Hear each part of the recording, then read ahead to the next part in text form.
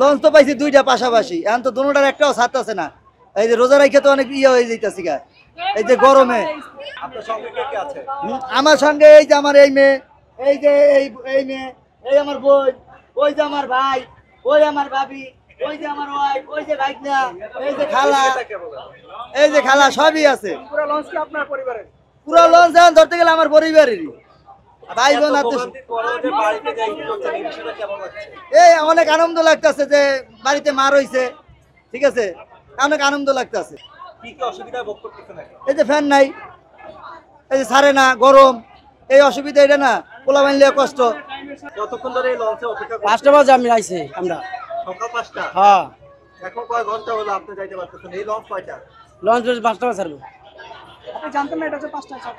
হ্যাঁ, আপনি জানতেন না এটা হচ্ছে 5টা? কইছে বললি ছাড়বো, এডি কইছে, এই পর্যন্ত আর কিছু কয় না। জানতে যাত্রী হয় নাই? না বলো, হয় না বলে। আগে লঞ্চ কয়টা ছাড়ছেন এমনিতে? এখন ছাড়ি নেই, দুইটাই লঞ্চ খালি। এখানে আপনি কোন জায়গায় যাবেন? আমতলি, বরগুনা আমতলি। আমতলি। হ্যাঁ, বরগুনা আমতলি। অসুবিধা, সকালবেলা আসছি, এখনো লঞ্চ ছাড়ে না, এইটাই আর কি। একটু দ্রুত চালা আমাদের জন্য সুবিধা হতো, বাচ্চা নিয়ে গরমের মধ্যে। কয়টা যাওয়ার কথা ছিল, কয়টায় যাচ্ছেন এখন? আমরা সঠিক কয়টায় যাবে সেটা জানি না, কিন্তু এখন আইসা সকাল থেকে এখনো বসে আছি আমরা। কয় ঘন্টা? এই কয় ঘন্টা? 8-9 ঘন্টা তো হবেই। 8 ঘন্টা? হ্যাঁ। আচ্ছা, সাথে কয়জন আছে আপনার পরিবারে? আমরা আছি ধরেন না হলেও 15-16 জন আছি। বাচ্চা তো আছে? হ্যাঁ, বাচ্চা 3 জন। ওই যে আমার ননাস আছে, দেওর আছে, তারপরে যে ভাগ্নি আছে, খালা শাশুড়ি আছে। দেখছি যে হাত পাখা দিয়ে বাতাস করতেছেন, গরম এই যে তো। ফ্যান নাই, এই যে কষ্ট, এই জন্যই তো যে বাচ্চারা ঘুমাইতেছে গরমে। এই যে লঞ্চ কর্তৃপক্ষ যে এই ধরনের ব্যবস্থা রাখেন, এটা আপনি কিভাবে দেখেন? এখন আমি কিভাবে বলবো বলেন, এখন আমরা আগে আসছি তখন তো ফ্যান ছিল, ভালো সুবিধা। এখন এটার মধ্যে উঠে যেরকম হবে আমি তো বুঝতে পারিনি, এই জন্য।